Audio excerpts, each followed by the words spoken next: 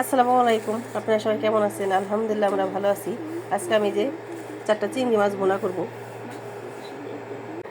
কড়াইতে তেল দিয়ে দিছি আর দিয়ে দেবো 2টা এলাচ। এলাচ দিয়ে দেবো আর দিয়ে দেবো পেঁয়াজ।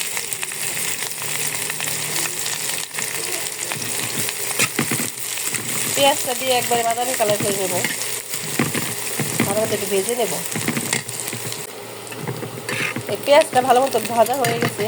এখন আমি যে আদা পেস্ট দিয়ে দেবো।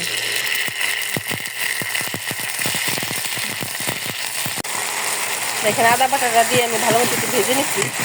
আর এখন আমি দিয়ে দেবো লবণ। লবণ দিয়ে দেবো আর দিয়ে দেবো মরিচের গুঁড়া। মরিচের গুঁড়া যে যেরকম ঝাল খান সেরকম দেবেন।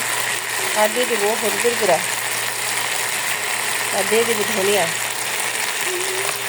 দিয়ে ভালো মতো একটু কষাই নেব আমি। দেখেন এই যে মশলাটা ভালো মতো কষানো শেষ। আর এখানে মাছটা দিয়ে দিব।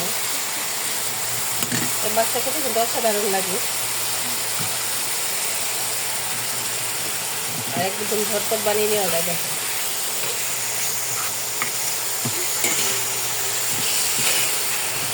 আগে আমি পানি দিব না, মশলাটা দিয়ে ভালো মতো একটু কষাই নেব মাছটা।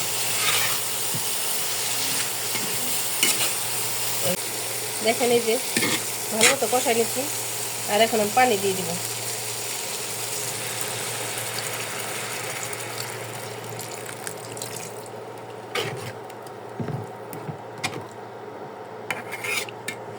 পানি দিয়ে এখন আমি সিদ্ধ করে নেবো ভালো মতো।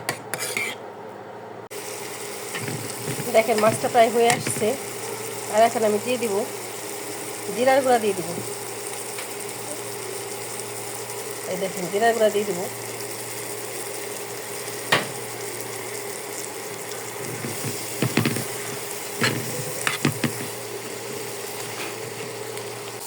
দেখেন এই যে মাছটা একদম তেলে উঠে যাচ্ছে, তেলে উঠে দিয়ে আমি নামিয়ে ফেলবো।